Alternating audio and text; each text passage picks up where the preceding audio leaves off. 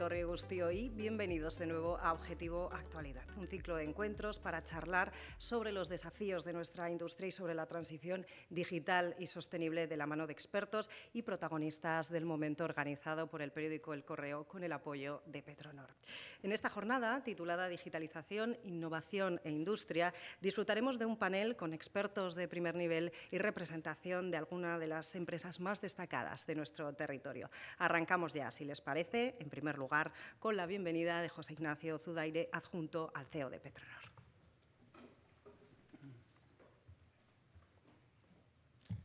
Egunon Guztioi, buenos días a todos y todas. En primer lugar, muchas gracias al Correo por organizar este foro sobre digitalización. Yo creo que es uno de los temas de máxima actualidad, con lo cual seguro que va a ser de gran interés. Bueno, en primer lugar, a mí realmente me da cierto pudor hablar de digitalización teniendo aquí a un panel de expertos, todos ellos con una larga trayectoria en el mundo de la digitalización. Bueno, pues para darme ánimos, lo que he intentado es revisar un poco mi pasado y mi trayectoria, a ver qué conexión tenía yo con el mundo de la digitalización, ¿no? Y bueno, lo primero que he encontrado ha sido, lo primero profesional que he encontrado ha sido en 1986. Yo fui el primer funcionario del Gobierno vasco que tuvo un PC. Bueno, no está mal, va a empezar. Ya había tenido una trayectoria anterior que yo tuve en Spectrum, pero vamos, mi primera aproximación profesional fue que tuve el primer PC del Gobierno vasco, al final, en 1986. Yo creo que en 1975 así fue cuando empezó el mundo del primer PC, digamos, o algo asimilable, con lo cual, bueno, en el 86 ya en el Gobierno vasco teníamos un PC, lo teníamos en el Departamento de Industria, en la dirección de tecnología, ¿no? Bueno, teníamos un PC. Bueno, y en este momento además nosotros utilizábamos una cosa que era el Open Access, que era como el Microsoft Office de hoy, pero en plan prehistórico, ¿no? A partir de ahí, la segunda aproximación, bueno, yo como ya tuve un PC y, bueno, pues ya era el experto del departamento, empezamos en 1993 el despliegue de fibra óptica en Euskadi, lo cual era un hito, porque yo creo que en España Internet llegó en 1990, que consiguieron conectar cuatro centros y tal, con lo cual, bueno, en 1993 estábamos con el despliegue de la fibra óptica, que lo hacía directamente el Gobierno vasco. Y yo, bueno, como gran experto con el PC, pues me metieron en esto y tal. Entonces, mi función básicamente era ir donde los ayuntamientos a convencerles de las ventajas que tenía el desplegar la fibra óptica, que en aquel tiempo no era evidente. Bueno, yo iba y, entre otras cosas, les contaba lo de las autopistas de la información de Al Gore, que estaba en aquel momento de moda, que era vicepresidente de Estados Unidos con Clinton, y había escrito aquello de las autopistas de la información, y ellos, pues la respuesta no era demasiado positiva, porque después de que les contaba todo aquello, me decían, muy bien, pero bueno, esto impuestos, ¿qué tipo de impuestos debiera llevar esto? Pues claro, esto de las autopistas de la información y tal no aparece en la tabla de impuestos y tal. Y llegaban a la conclusión de que el impuesto más razonable para aplicarle era el de la tasa de terraza de verano por ocupación de espacio público. O sea, bueno, ese era un poco lo relevante que nos parecía en aquel momento, lo del despliegue de la fibra óptica, que no estaba muy claro para qué iba a servir. Por cierto, en Europa solicitamos una ayuda para este despliegue y los funcionarios europeos, estamos diciendo funcionarios de aquí y tal, pero bueno, los funcionarios europeos entendieron que esto en realidad no contribuía nada al desarrollo regional y nos la denegaron, ¿no? Con lo cual, bueno, pues también desde Europa vemos que había ya en aquel momento visionarios tal. Bueno, y la última relación con el mundo digital fue un poco el plan Euskadi de la Sociedad de la Información, ¿no? Yo ya, como había pasado 2 escalones tal, pues ya me encargaron aquello de hacer el primer plan de Euskadi de Sociedad de Información, ¿no? Y en aquel momento el KPI más relevante que teníamos era el uso de la población. Teníamos, año 2002, teníamos un uso como del 25% de la población tenía acceso y usaba Internet, ¿no? Y el gran objetivo era llegar al 45%, ¿no? Era el gran desafío que teníamos en aquel momento, ¿no? Pues bueno, para poner un poco en perspectiva lo de la digitalización y la evolución que hemos ido teniendo, ¿no? Bueno, yo creo que después de intentar darme ánimos con todo esto, desde luego sigo teniendo pudor y creo que no puedo decir demasiado de digitalización, con lo cual voy a ser muy breve. Yo creo que en este momento sí estamos en un momento realmente crítico, ¿no? Al final ha habido grandes hitos en la evolución de la digitalización. Uno fue la aparición del PC, Internet, y yo creo ahora con la IA, pues bueno, estamos en otro momento que quizá es un salto incluso mayor que esos que hemos asistido, que ya nos parecen unos saltos muy, muy relevantes, ¿no? Y es un momento de acelerar el despliegue de la tecnología, ¿no? Al final tenemos que intentar hacer proyectos escalables y, bueno, pues llegar a tiempo a esta tecnología y, bueno, ya vemos que íbamos llegando siempre 10, 15 años más tarde a las tecnologías, a ver si a esta conseguimos llegar a tiempo, ¿no? Bueno, y para hacerlo, ¿qué necesitaríamos? ¿Qué entiendo yo que necesitaríamos? Pues básicamente dos cosas, ¿no?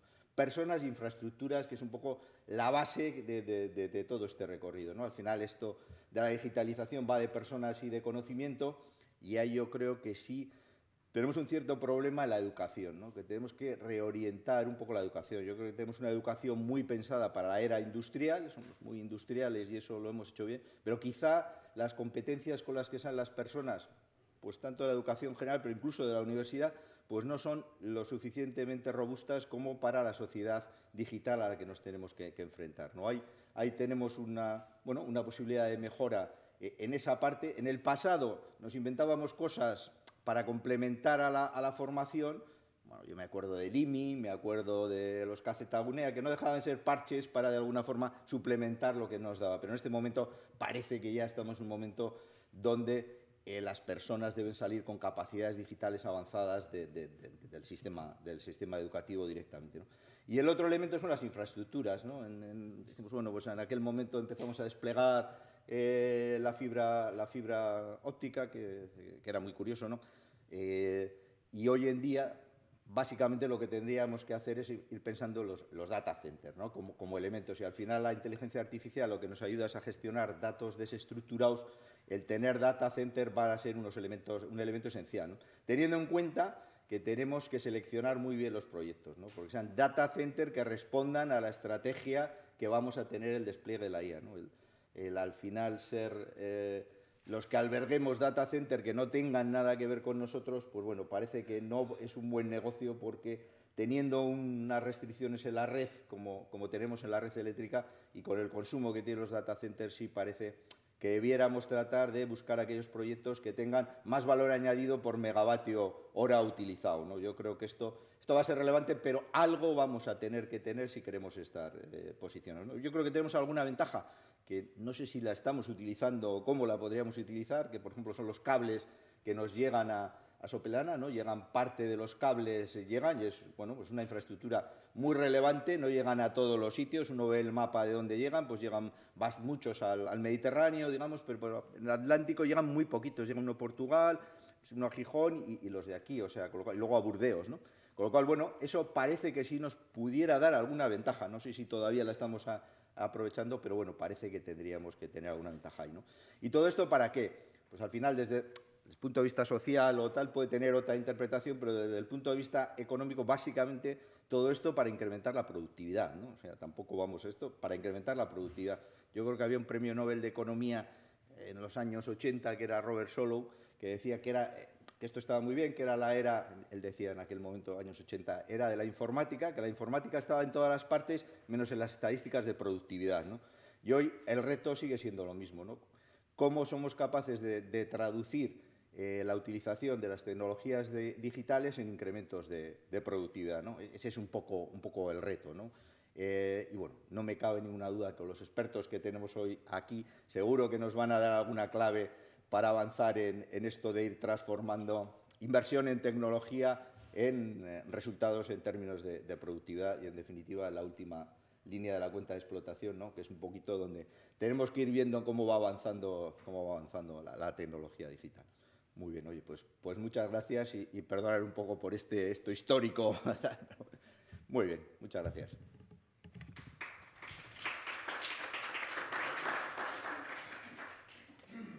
Pues arrancamos ya así con nuestro panel de expertos y para ello les presento a mi compañero y periodista de economía de esta casa, del Correo, Lucas Irigoyen. Muchas gracias, Marta. Gracias, José Ignacio. Y bienvenidos a todos a este foro de debate de actualidad que organiza el Correo con el patrocinio de Petronor. Digitalización. Hemos convertido la digitalización casi en un objetivo per se, pero creo que es importante no olvidar el para qué, porque digitalizar es agilizar, digitalizar es hacer más rápido, es hacer más con menos. Y eso es una clave para aumentar la calidad, para aumentar el valor añadido, para aumentar los márgenes, para generar más recursos. Lo que se hace bien da dinero, y ese dinero es necesario en estos momentos para varias cosas, para hacer frente a las retribuciones de ese talento que necesita el País Vasco, para financiar las inversiones de esa transición energética, industrial, demográfica, que requiere recursos, y para sostener el estado de bienestar del que venimos disfrutando. Esta es la clave, estos son los términos en los que está el debate ahora mismo, en ese replanteamiento que está analizando la Unión Europea en un momento muy complicado que vive en estos momentos. Y todo esto son cosas claves que vamos a analizar con diferentes representantes que dan una imagen muy buena de las diferentes aplicaciones que tiene la digitalización en la industria, en la energía, en la automoción, en el desarrollo de las redes y de las redes eléctricas y la electricidad, y también en el cerebro, el desarrollo tecnológico, el software, los servicios en la nube. Para ello nos acompañan nuestros invitados, a los que presentaré rápidamente. Desde Petronor, el director de innovación, Manu Núñez. Egunon, buenos días. Egunon, buenos días. Desde CIA Automotive, Lorea Aristizábal, la directora de Desarrollo Corporativo de la compañía. Buenos días, bienvenida. También desde Ormazábal, el director de innovación, Koldo Atxutegui. Egunon. Y desde la Fundación Ayesa, Itziar Cuenca. Buenos días, bienvenida. Egunon. Manu Núñez, Petronor, está inmensa en una enorme transformación. La refinería lleva varios años con unas inversiones que superarán los 1.000 millones en lo que llevamos en esta última década, y una de las claves es mejorar los procesos, ser más eficientes. Para ello es clave la digitalización y luego dar ese salto a la nueva generación de combustibles, al hidrógeno verde, a todo ese escenario. ¿Cómo se está afrontando esta tarea con la digitalización como apoyo? Bien, sí, efectivamente es nuestra segunda, nos gusta hablar de nuestra segunda gran transformación, ¿no? El reto de ser compañía de emisiones netas cero en el 2050. Haciendo un poco de historia, ¿no? Nosotros pensamos que para progresar en la eficiencia, en la transición, en la sostenibilidad, es necesario o es crucial, ¿no? Utilizar herramientas como la I+D, la investigación y desarrollo, utilizar la automatización, utilizar la inteligencia artificial o la digitalización, ¿no? Entre otras. Y además pensamos que es vital, o en su día, ¿no? Ya me remonto al 2016 cuando constituimos Petronor Innovación, pensábamos que era crucial porque entendíamos que todas estas tecnologías nos iban a facilitar la optimización de nuestros activos industriales, nuevos negocios, como apuntabas, la mejora de usuario, de nuestros empleados, también la optimización de nuestros activos. Bueno, veíamos hay muchas capacidades, por lo tanto, lo convertimos en una de nuestras palancas. Y como decía, a través de Petronor Innovación, ¿no? Que fue una de las líneas de trabajo que tuvo cuando nació. Teníamos claro el porqué, teníamos claro también el cómo, con metodologías que llamamos Agile. Esto significa que hacer productos pequeños, rápidos, para que tengan impacto en el negocio. Y también teníamos claro con qué, ¿no? Pues con todas las tecnologías innovadoras que estaban poniéndose en el mercado. Y con eso definimos también una visión, ¿no? A largo plazo de lo que podía ser nuestro modelo operativo, ¿no? Era un modelo operativo de nuestros activos conectados nos lo imaginábamos, ¿no? Con un cerebro que nos recoge datos de un montón de fuentes y nos aporta información para la toma de decisiones, ¿no?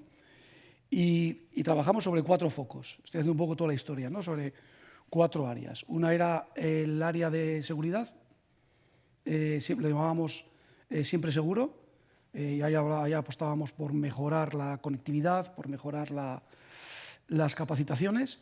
Hablábamos también de fiabilidad y mantenimiento, le llamábamos cero fallos imprevistos, y aquí abordábamos, teníamos como objetivo reducir los costes de mantenimiento, mejorar la salud de nuestros activos y extenderlos, ¿no? Y extender su vida útil. Teníamos uno que se llamaba planta autónoma y energía, como un elemento fundamental para obtener, como también apuntabas, ¿no? La mayor rentabilidad en nuestras operaciones.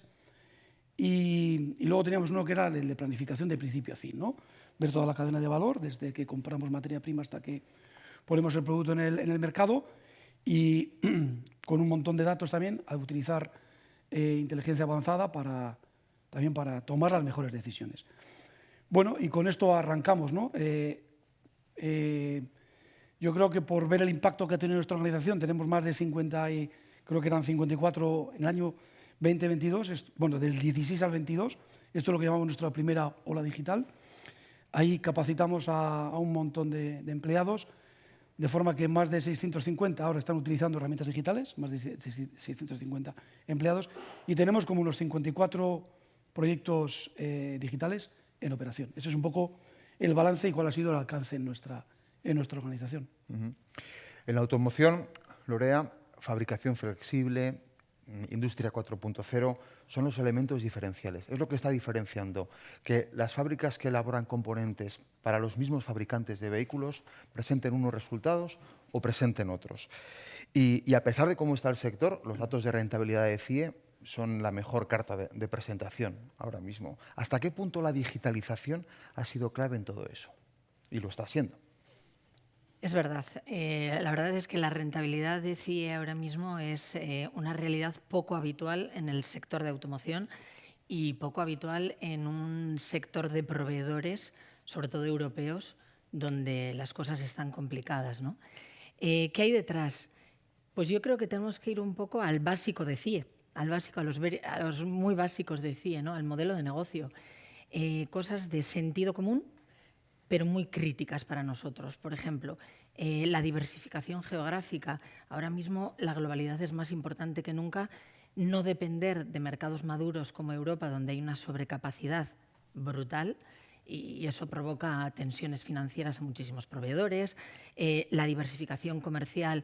De toda la vida hemos dicho que no hay que poner todos los huevos en la misma cesta, pues esto es sentido común aplicado a la automoción, diversificación comercial, diversificación tecnológica, porque nuestros clientes avanzan su demanda y la van llevando a diferentes tecnologías y tenemos que poder dar respuesta, pero sobre todo le ponemos, yo creo que un marco en el que industriales como somos le ponemos financiero, un marco financiero a todo eso.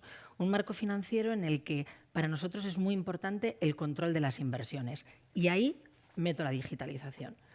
La digitalización en automoción es básica, quiero decir, datos, gestión de datos, es algo que siempre ha sido crítica, con lo cual es una inversión importante, pero creo que incluso a eso le ponemos un poco déjame decir, el matiz CIE, ¿no? La ola de digitalización viene y tenemos el riesgo de que sea un tsunami, el digitalizar por digitalizar, los datos por los datos, ¿no? Y entendemos que también a eso hay que ponerle un filtro. Inversión en digitalización, sí, austera, enfocada correctamente y con retorno muy claro. Con lo cual, siempre sí, pero bien direccionada. Uno de los retos a los que se afronta ahora mismo la economía es la electrificación, el desarrollo de redes, las transformaciones que se juega Euskadi en ese campo, y no solo Euskadi, sino toda la economía europea, son muy importantes. La digitalización en todos los componentes que gestionan esa red es una de las claves en las que se ha señalado que más inversión hace falta. ¿Hasta qué punto es necesario tener un sistema de distribución adecuado? Es evidente que es una de las bases del desarrollo. ¿Cómo funciona, Koldo, la digitalización en ese sector? ¿Qué supone y cómo está transformando vuestro trabajo y dónde estáis poniendo el foco ahora mismo? Bueno, ya sabéis que tradicionalmente las redes eran unidireccionales, ¿no? Es decir, tú generabas, transmitías, distribuías y luego consumías. Pero era fruto del autoconsumo y la generación distribuida, ahora la red es multidireccional. Eso nos obliga, por un lado, a adaptar el consumo a las nuevas realidades, es decir, los flujos de energía, el propio consumo, y eso nos obliga a una monitorización de la red. Eso lo tenemos todos claro. Es decir, hay que poner una red de sensores, de tal manera que tú lo que hagas es tratar la información, la recibes y luego la monitorizas. Desde ese punto de vista, Ormazábal, claro, eso nos obliga a nosotros a digitalizar todos nuestros productos, porque tanto las utilities, los generadores de energía, digamos de energía eólica, lo que nos están promoviendo es fenomenal, pero claro, necesitamos equipos smart. Hemos pasado de fabricar equipos electromecánicos a nuestros equipos tradicionales, que son las celdas que todos conocéis, ¿no? Celdas, trafos, subestaciones y cuadros de baja tensión, lo tenemos que digitalizar. Eso en cuanto a producto, ¿no? O sea, decir, las redes, además salió el otro día, el domingo, ¿no? La necesidad de la red, José Ignacio lo ha comentado, tú acabas de comentar ahora. Y luego, a nivel interno, yo me quedo con las palabras de José Ignacio y Lorea, es decir, digitalizar, ¿para qué? Internamente, ¿eh? Es decir, al final tiene que tener un impacto económico. Nosotros, como Ormazábal, hemos desarrollado estamos implementando políticas de innovación abierta para trabajar con startups, que si quieres luego continuamos, ¿eh? Pero fundamentalmente lo que estamos haciendo, hemos lanzado un Venture Client, que es una herramienta de innovación abierta que diseñó Gregor Jimmy en BMW, que se llama Ormazábal Startup Switch, que lo que hacemos es relacionarnos con startups para identificar problemas que un proveedor tradicional no ha sido capaz de solucionarlo a nuestra compañía, pero siempre con productividad, es decir, con impacto económico. Es decir, si implementamos una solución que genere una eficiencia, un ahorro, tiene que tener impacto económico, como decía antes José Ignacio, con impacto en el EBITDA. Por tanto, las políticas de innovación abierta para mí y la digitalización tienen que ser impacto en el EBITDA. Melo, si quieres, continuamos un poco sobre innovación es el riesgo. Muchas veces cuando creamos un término como digitalización, todo habla de digitalización y parece que no, hay que digitalizar por digitalizar y eso ya, si ponemos digitalización es correcto, ¿no? Pues, ¿para qué? ¿Para qué? Y sabiendo en el contexto en lo que nos jugamos. La Fundación Ayesa, con el origen... Ibermática Fundación, es Fundación Ayesa. Perdón, es verdad, Ayesa, que fue la Fundación Ibermática, que es el origen de la compañía que comenzó hace mucho tiempo en el País Vasco y que ahora forma parte del grupo Ayesa. Pero la Fundación Ibermática está íntimamente ligada a la digitalización en Euskadi. Desde el recuento de los votos en elecciones, desde la cita telemática en Osakidecha o la transferencia que hacemos con nuestra entidad financiera. Muchos de esos programas y de esos software están desarrollados en Ayesa, la Fundación Ibermática, y lleva acompañando mucho tiempo a las empresas en la digitalización de redes, en los servicios cloud, con un gran salto, sobre todo a raíz de la pandemia, cuando el confinamiento nos obligó a teletrabajar. ¿Cómo están experimentando? Están en la primera línea. Son la línea de vanguardia ahora mismo en esta batalla por la digitalización. ¿Qué es el paisaje que están viendo desde su posición? Bueno, yo recojo también un poco el guante, ¿no? De José Ignacio también lo ha comentado al principio, ¿no? El digitalizar por digitalizar, pues no tiene ningún sentido, ¿no? Yo sé que nosotros como Ayesa, ¿no? Ahora me pongo el gorro de directora de I+D, tenemos claro que esa digitalización tiene que ser con un conocimiento del qué y para qué, ¿no? Y nosotros sabemos el cómo hacerlo, ¿no? Has contado casos, ¿no? Pues que ahora suenan un poco la prehistoria, ¿no? El voto electrónico, la cita Osakidecha, el día de hoy, ¿no? Esa digitalización que estamos viviendo, lo que nos permite es, bueno, tener un sistema de salud que nos permite como usuario estar en el centro, ¿no? Es decir, tenemos disponible la carpeta salud, donde podemos consultar todo nuestro histórico, donde podemos además incorporar otras pruebas que nos han hecho fuera, ¿no? Algo impensable antes, donde tú ibas a donde tu médico te decía qué tal estabas, te hacía pruebas y se las quedaba, ¿no? Es así, nos centramos en salud. Si vamos a la industria, ¿no? A cualquiera de las que están aquí, hablamos de optimización. O sea, si en un principio también José Ignacio incidía, ¿no? El EBITDA, ¿no? El informe de competitividad de Europa, ¿no? El famoso informe Draghi, ¿no? Que salió a final de año, lo pone en mayúscula, ¿no? Uno de los ejes para conseguir ese aumento de productividad y competitividad de las empresas pasa por la digitalización de la mano de la innovación, ¿eh? O sea, recojo también el guante de Koldo. Bueno, yo creo que cualquier estrategia de país y de empresa, por supuesto, tiene que venir de la mano de una sistematización de esa I más D más I, ¿no? Adquiero conocimiento, investigo, para luego, ¿para qué? Para aplicarlo, ¿no? Y todo eso dentro de un ecosistema de innovación. Yo creo que tenemos la suerte de trabajar y de vivir en un entorno con un ecosistema de innovación envidiable, con empresas tractoras, además, que nos permiten, ¿no? A las empresas que estamos en ese mundo de la digitalización, primero, conocer sus procesos, entenderles y ayudarles en ese camino, ¿no? Luego profundizaremos, pero yo quería también poner esa palabra que a día de hoy a muchos, a otros no, les puede sonar un poco visionaria, ¿no? Pero tenemos una oportunidad ahora con la estrategia de Gobierno vasco de tecnologías cuánticas, de estar a la vanguardia a nivel mundial, no a nivel estatal ni europeo, a nivel mundial. Yo creo que es algo que tenemos que interiorizar, aprovechar, porque en el fondo va a permitir para que esa optimización que tenemos que hacer en nuestras redes, para esa simulación de nuevos componentes, de nuevos productos, para ese tratamiento inteligente del dato en entornos complejos, ¿no? Agarrarnos a esta estrategia de la que todos formamos parte, ¿no? Y yo creo que nos va a permitir incidir, ¿no? Y conseguir el cómo y el para qué con un aumento de productividad y, por tanto, de competitividad de nuestras empresas, ¿no? De nuestro territorio, que de eso va un poco la estrategia.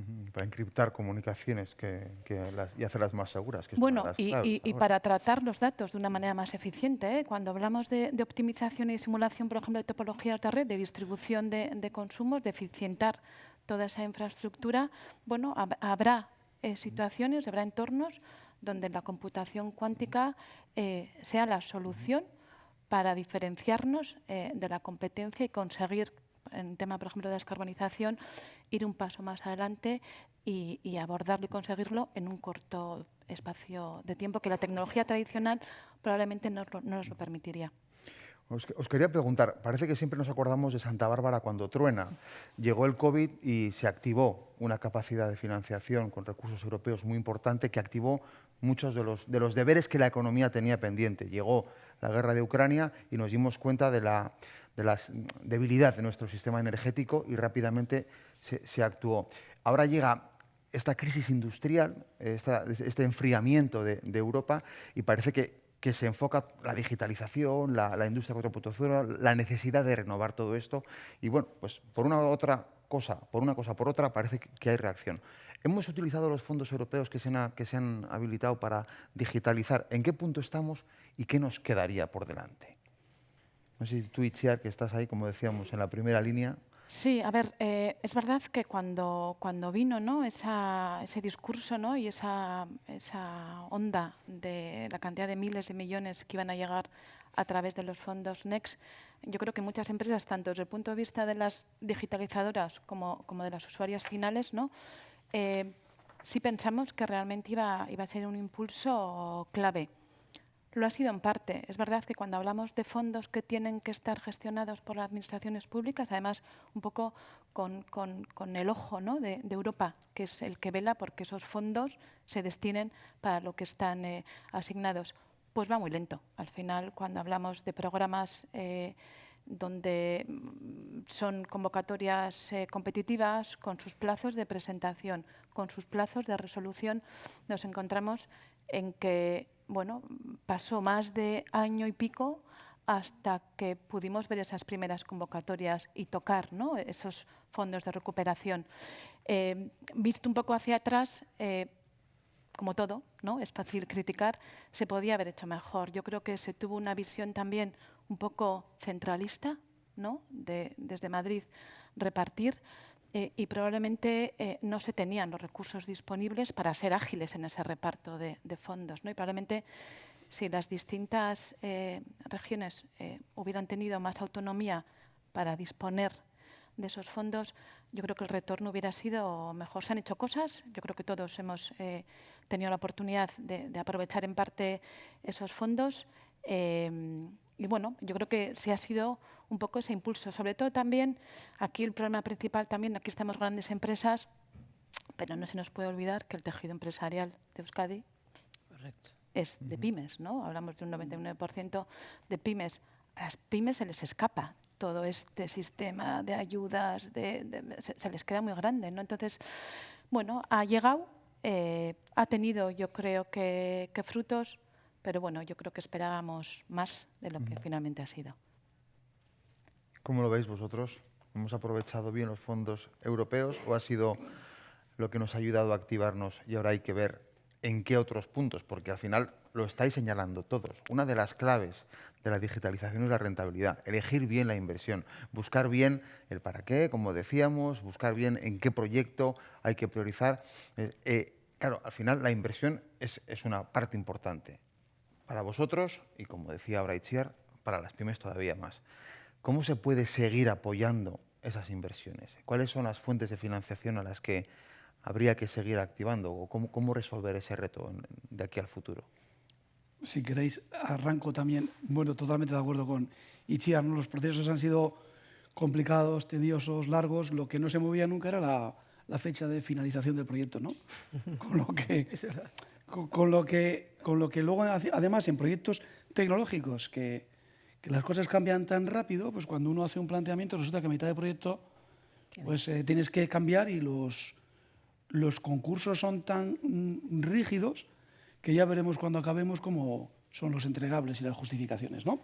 Pero bueno, aparte de eso, nosotros sí creo que tuvimos bastante fortuna, por decirlo así, o presentamos un buen proyecto, ¿no? Que esa es la realidad en el ámbito de los fondos NextGen y de una convocatoria que se lanzó desde el Ministerio de Asuntos Económicos y Transformación Digital, una convocatoria que se llamaba 5G único sectorial, que nos permitió presentar un proyecto para desarrollar o de implantar en Petronor una red 4G, 5G privada, ¿no?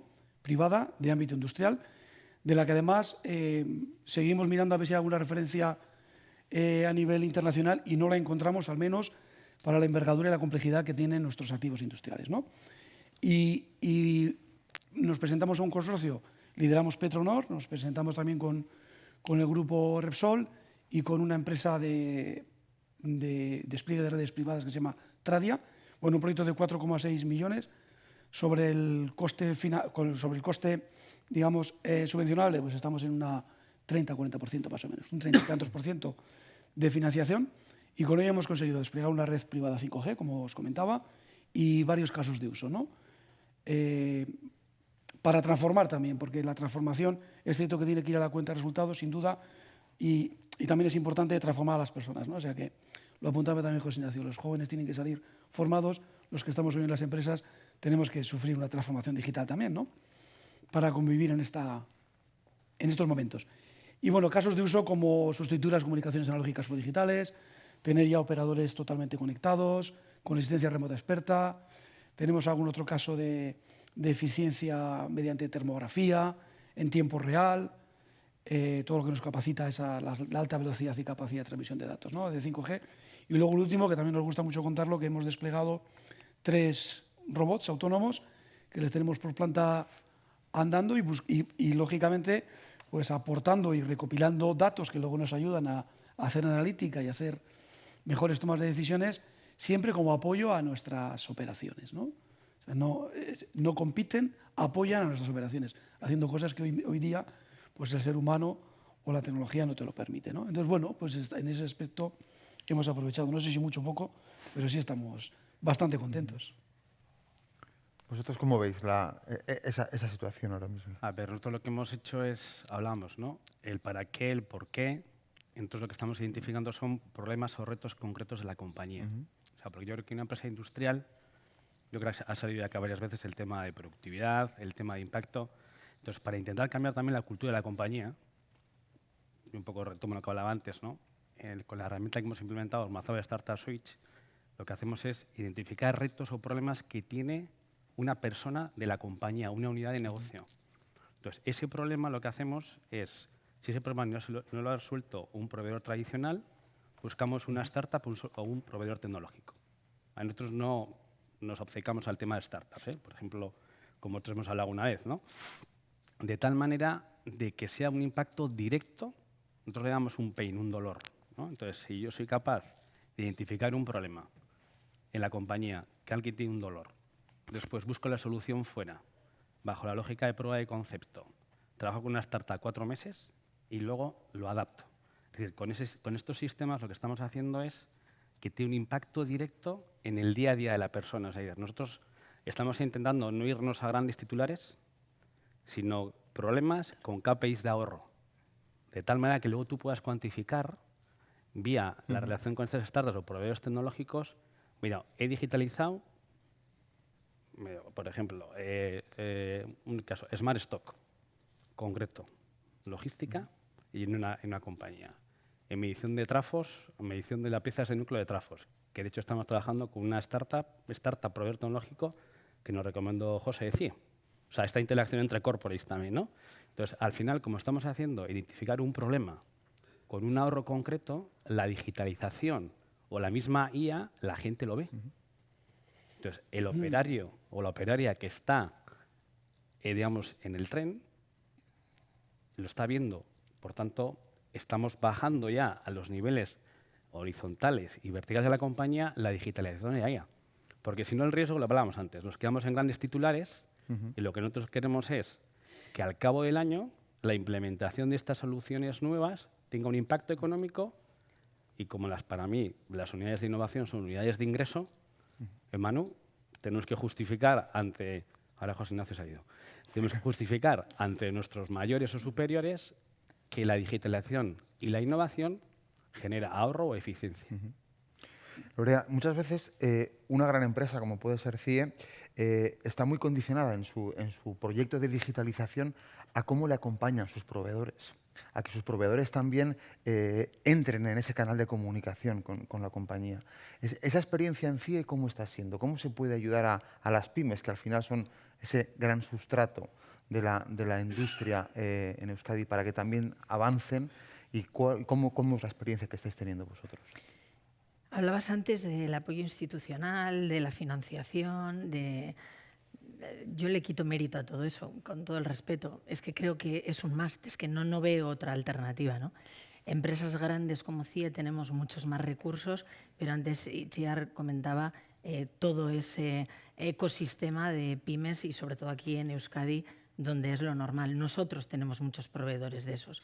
Entonces, en un sector como el de automoción, donde prácticamente el 10% del PIB europeo y el 10% del empleo se dedica a nuestro sector, quito mérito al apoyo institucional y a todo el flujo de fondos porque es que no podría haber otra alternativa. De cualquier forma, sentimos que a esos proveedores pequeños eso grande no llega, con lo cual sentimos la responsabilidad social casi de coger un rol que podría no tener tocarnos, pero que lo sientes como propio. Al final, la cadena de suministro somos todos uno. Cuando el mayor, el Volkswagen de turno, nos pide a nosotros descarbonizar o digitalizar, nosotros tenemos que pedirse a la siguiente. Estamos todos en el mismo tren. Y ahí, bueno, pues hemos lanzado proyectos, yo creo que novedosos y proyectos de acompañamiento a nuestros proveedores, como es el Supplier Race to Zero, por ejemplo, en el que a muchos de nuestros proveedores, que no son grandes empresas mundiales, sino que son pequeños y locales, les acompañamos en formación, en entender las novedades legislativas, en entender por dónde pueden direccionar correctamente y con un retorno bueno sus inversiones, las que pueden hacer. Entonces, bueno, creo que hay una labor social en empresas de un tamaño determinado, en empresas del ecosistema, y creo que ahí todos tenemos nuestro papel. No porque el apoyo institucional no deba estar, lo vuelvo a insistir, lo primero que he dicho es que eso tiene que ser. Lo que pasa es que no llega muchas veces. Así que la complementariedad de ambos apoyos, ese institucional y esos fondos que probablemente se podrían haber gestionado un poco mejor, más el apoyo de toda la cadena de suministro, el mismo tren que cogemos todos con el mismo destino, yo creo que es hacia donde tenemos que ir. Habéis hablado ya de cultura, de transformación. ¿Hasta qué punto nos estamos jugando esta apuesta por la falta de perfiles profesionales? ¿Cómo estáis viviendo y cómo estáis afrontando ese problema? Bueno, yo creo que en todas las charlas el primer tema que sale, lo comentaba antes además José Ignacio, ¿no? Es el tema del talento, pero no es un tema nuevo, quiero decir.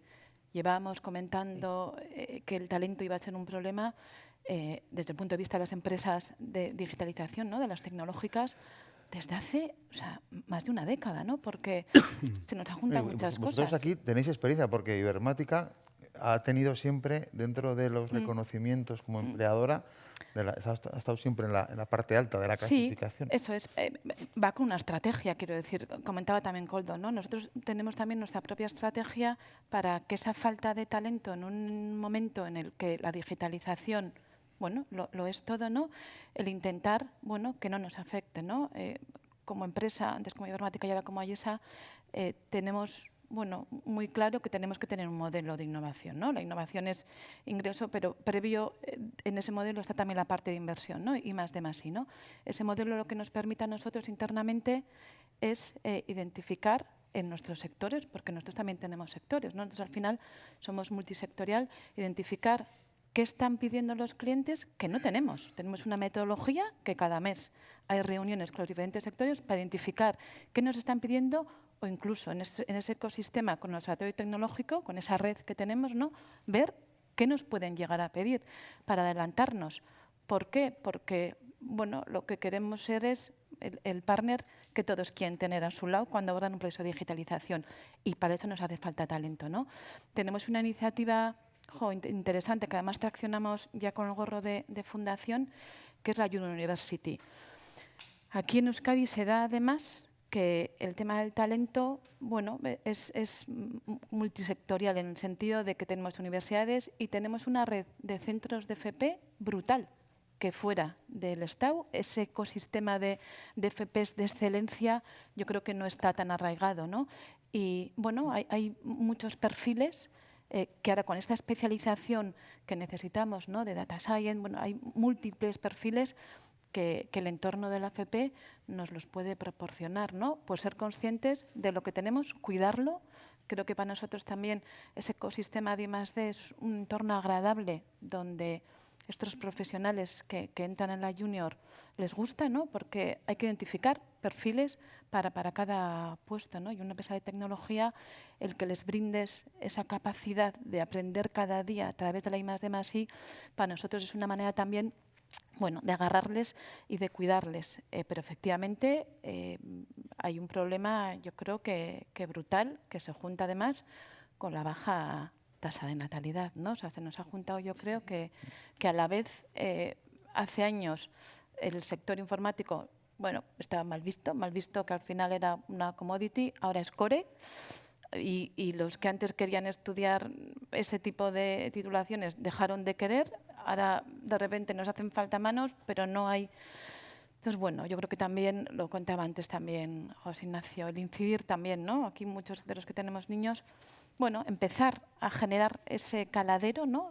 Desde Icastolas, o sea, empezarles a explicar que eso que usan diariamente, ¿no? Que es la tecnología, bueno, pues detrás de una formación que les puede ofrecer unas perspectivas laborables y sociales muy buenas. Pero yo creo que el gran problema y el gran reto al que nos enfrentamos es el talento.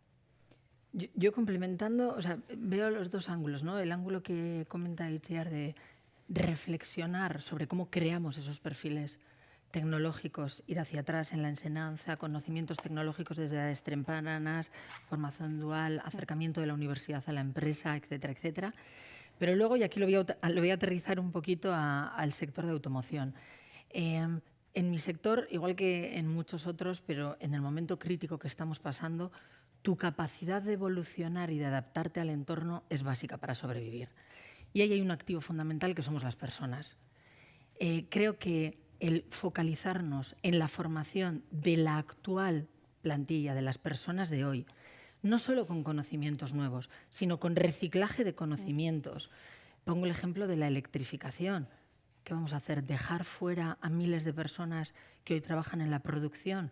Entonces, yo creo que ahí hay también una labor terriblemente importante, o sea, y tenemos que abordarla a la vez, ¿verdad? Sí. Ir creando esos perfiles tecnológicos que vienen y a la vez lo que hoy hay, tenemos que convertirnos en perfiles tecnológicos. Formación continua, inversión en formación en las empresas para que nadie se nos quede atrás en este proceso. Sí. ¿Vosotros queréis apuntar algo más? Más que talento, la idea de personas. Que a veces hablamos de talento, el concepto talento, todo empezamos en la nube, ¿no? Es como digitalización. Sí. Hay que bajarlo, sí. Que tenga impacto económico y que sea tangible. Entonces, aquí yo hablaría de personas. Entonces, yo creo que está claro que el talento o las personas es la batalla del siglo XXI. Eso estamos todos de acuerdo.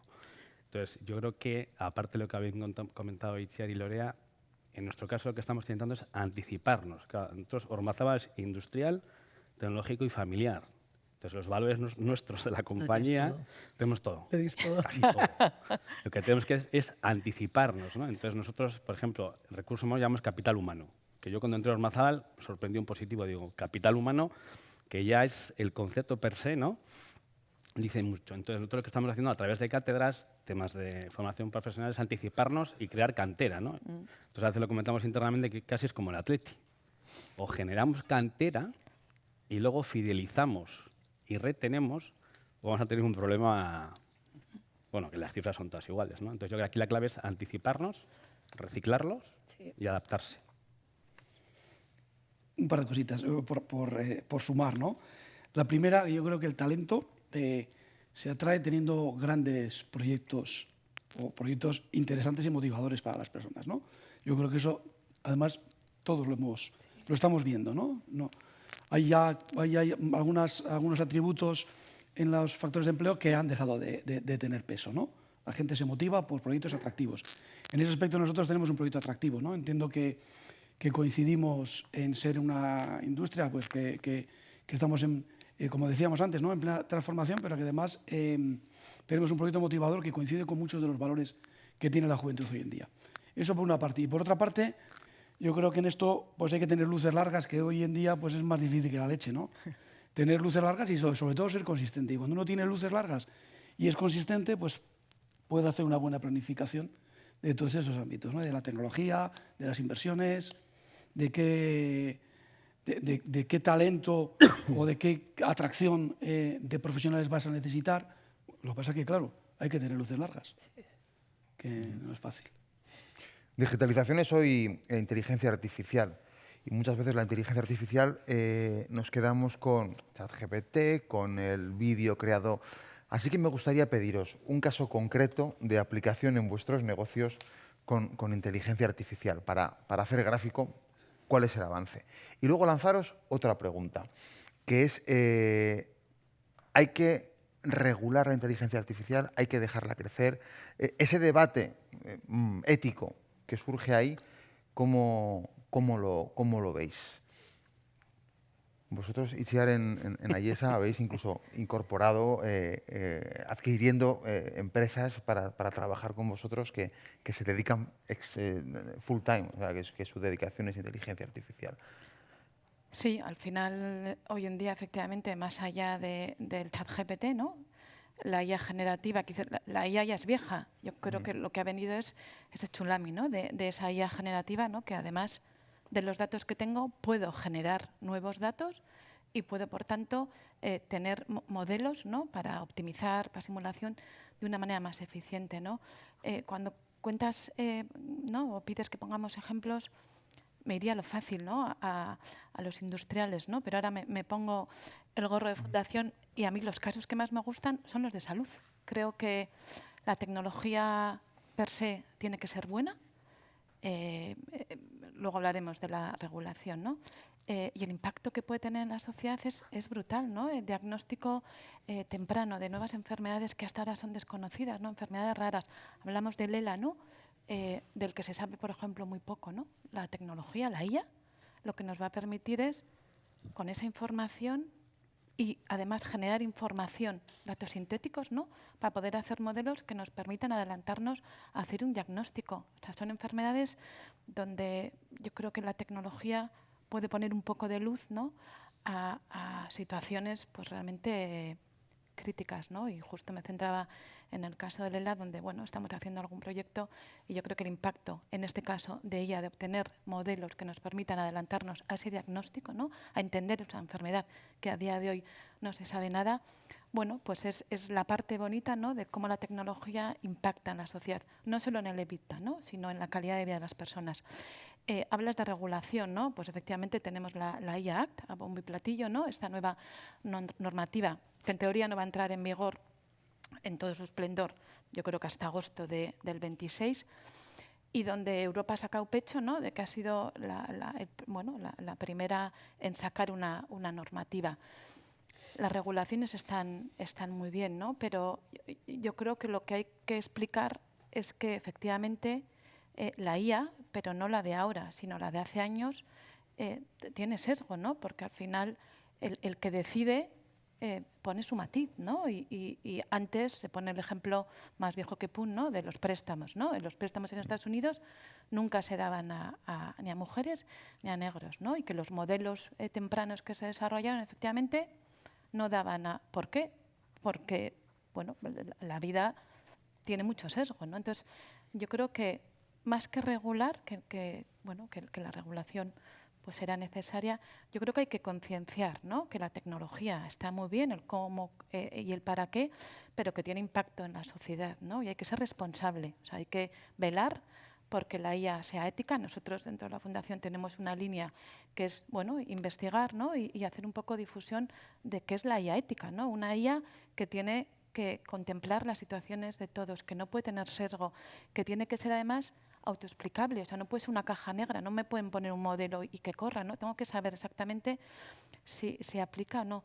Y eso, más que la regulación, yo creo que pasa por la concienciación de la sociedad, que la tecnología, la IA, no es el coco que nos va a quitar el trabajo y que nos va a dejar en la ruina y que no, como todo, tiene luces y sombras y yo creo que cada uno tiene que tener esa conciencia de utilizarla bien.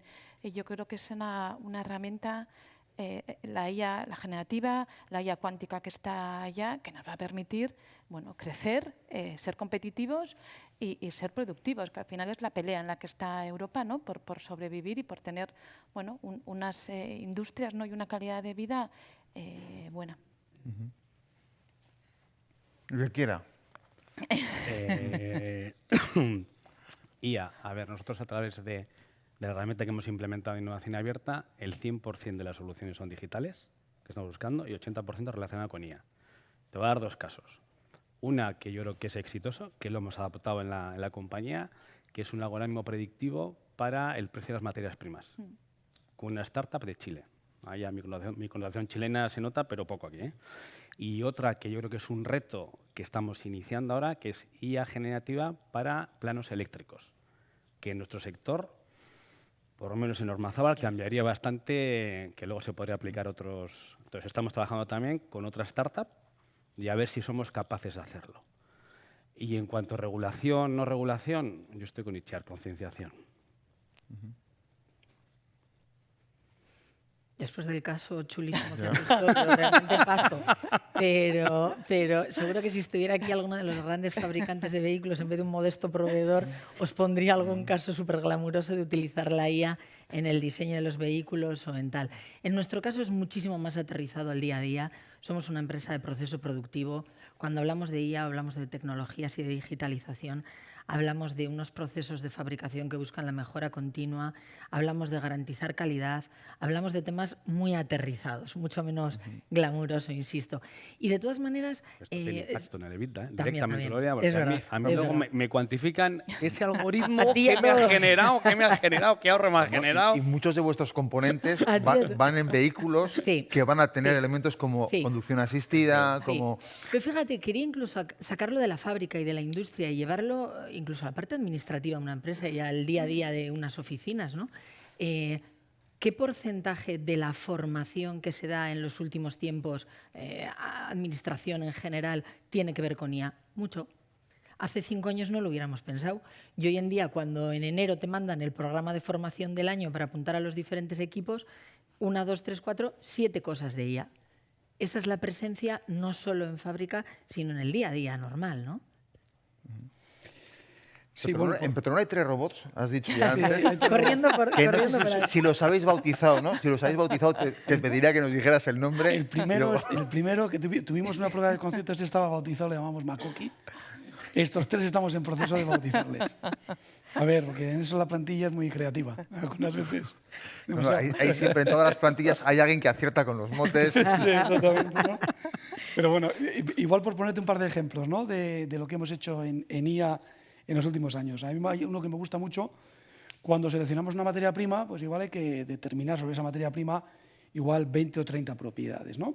Entonces nosotros llevábamos muchos años pues, haciendo esa analítica de las materias primas. Ahora tenemos unos algoritmos que, haciendo unos ensayos que son rapidísimos, recibimos una materia prima y en 1 hora hacemos unos mínimos ensayos que suelen ser 2 o 3, pues con eso somos capaces de inferir el resto de propiedades de esa materia prima que compramos. En general puede ser, o el caso más entendible es el crudo, y eso nos permite ver, porque las materias primas, incluso siendo el mismo crudo, las propiedades no son las mismas, eso nos permite optimizar mucho la programación, saber qué nos va a proporcionar. Ese me gusta bastante, le llamamos soft sensors, ¿no? A partir de unas pocas propiedades o incluso de propiedades físicas, inferir químicas, ¿no? Ese me gusta bastante. Y luego hay otro que me gusta bastante también, que es el de el monitorizar toda la eficiencia energética de la refinería, que es complejísima.